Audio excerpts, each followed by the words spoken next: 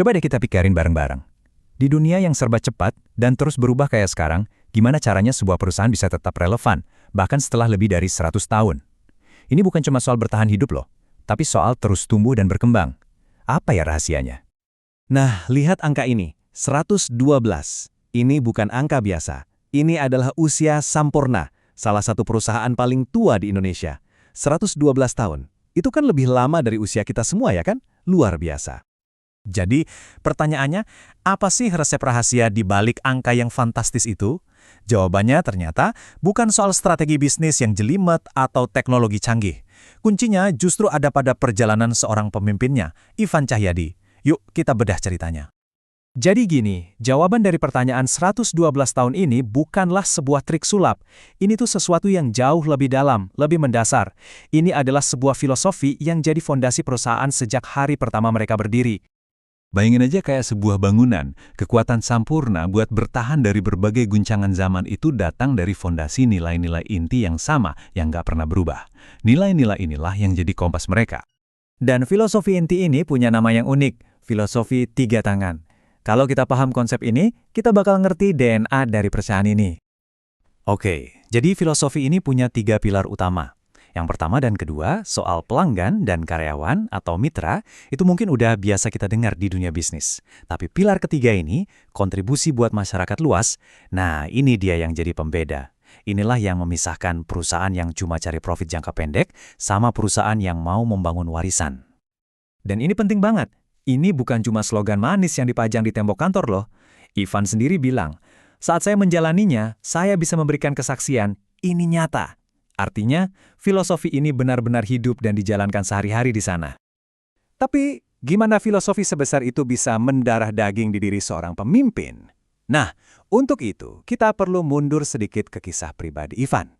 Ini cerita tentang ambisi, kegagalan, dan yang paling penting, gimana cara bangkit lagi.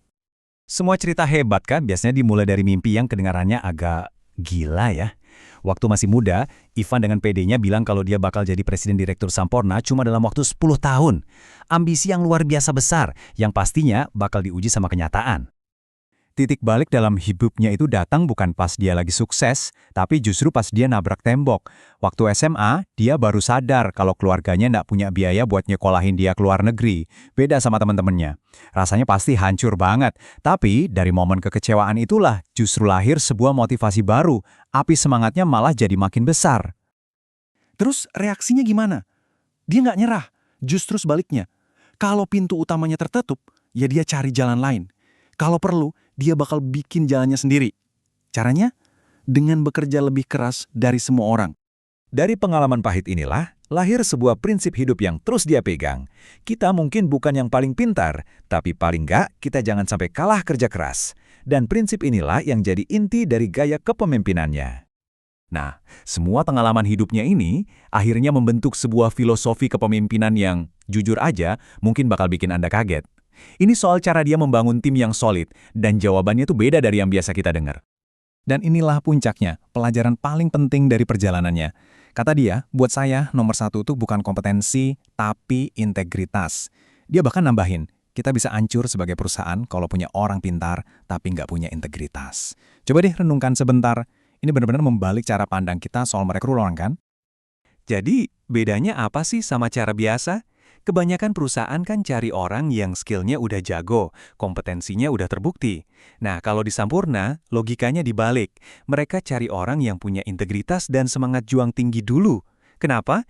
Karena bagi mereka, skill itu bisa diajarin, tapi karakter itu udah bawaan.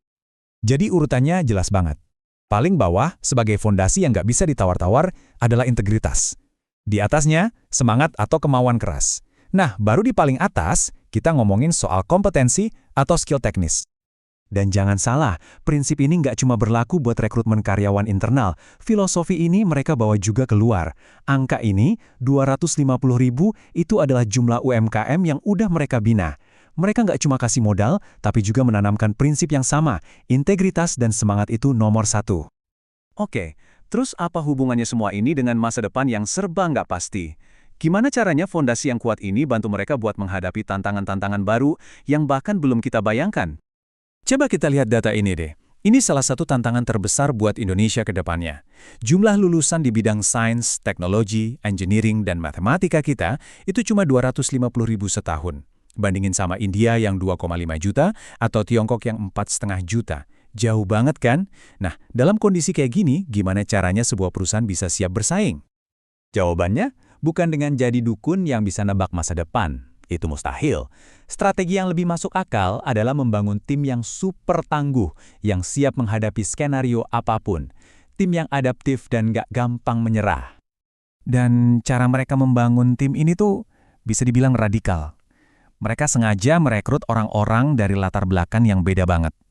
Ada satu contoh yang gila banget. Mereka pernah menempatkan seorang ahli fisika nuklir buat jadi kepala tim sales. Tujuannya apa? Bukan karena ahli nuklir jago jualan, tapi untuk membawa cara pandang yang benar-benar baru dan beda dalam memecahkan masalah. Keren kan? Pada akhirnya, semuanya kembali ke prinsip ini. Hormati masa lalu, rangkul masa depan.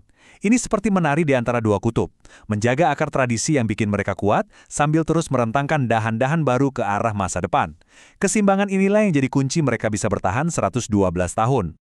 Nah, setelah kita mendengar semua ini, sekarang pertanyaannya saya lempar ke Anda. Dalam hidup Anda, entah itu di pekerjaan atau hubungan pribadi, kualitas apa yang jadi nomor satu buat Anda? Integritas, semangat, atau kompetensi? Gak ada jawaban yang salah kok, tapi pilihan Anda itu akan menentukan fondasi dari segala sesuatu yang Anda bangun. Coba direnungkan.